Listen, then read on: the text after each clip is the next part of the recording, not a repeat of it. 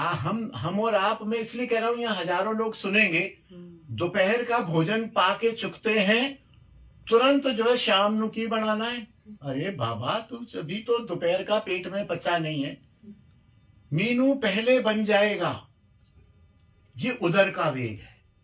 और यही उधर का वेग है कि मैं खिचड़ी नहीं खाऊंगी, कि मैं चने की दाल की खाऊंगी, कि मैं आलू नहीं खाऊंगी, कि मैं आलू फ्राई खाऊंगी, कि मैं आलू तले खाऊं। अरे बाबा, तो रोटी खा के पेट भरना है। वैष्णव के लिए, अब लौकिक लोगों को तो मैं कहूंगा खाओ जो खाना है।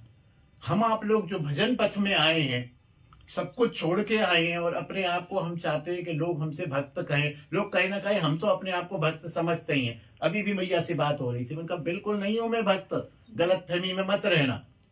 भक्त की परिभाषा ही अलग है। 16 में से 2 गुण शायद मिलेंगे भक्त के, हम है ही नहीं भक्त। बोले भक्त का नाश नहीं होता है, बिल्कुल नहीं होता भक्त का। तो बोले इनका, मैंने जिनका हुआ वो भक्ति नहीं है, भक्त के गुण कहां है? तो उदर का वेग। अगला है उपस्थ का वेग। उपस्थ माने पुरुष की जो जनन इंद्रिय होती है, भोग विकार काम वासना का, उसका वेग। इन सब वेगों को जो सहन कर लेता है, जो संयम कर लेता है,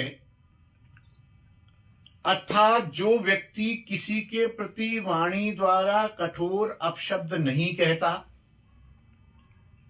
किसी के प्रति क्रोध नहीं करता, अनेक प्रकार के व्यंजनों के खाने के लिए जिसकी जिह्वा लालायित नहीं होती,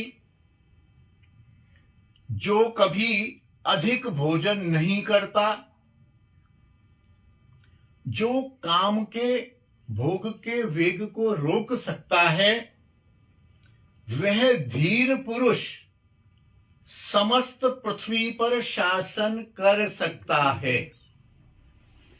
ये रूप गोस्वामी कह रहे हैं, यहां देखो, उन्होंने ये नहीं कहा कि इन चीजों से वो भगवत प्रेम प्राप्त कर सकता है। क्षमा करना, ये अभी दानव को मानव बना रहे हैं।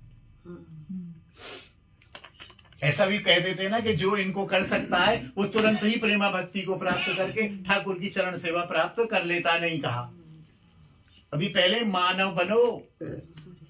ये चीजें हो गई क्या? तुम मंजरी भाव का प्रश्न पूछ रहे हो मेरे से। अब इसकी व्याख्या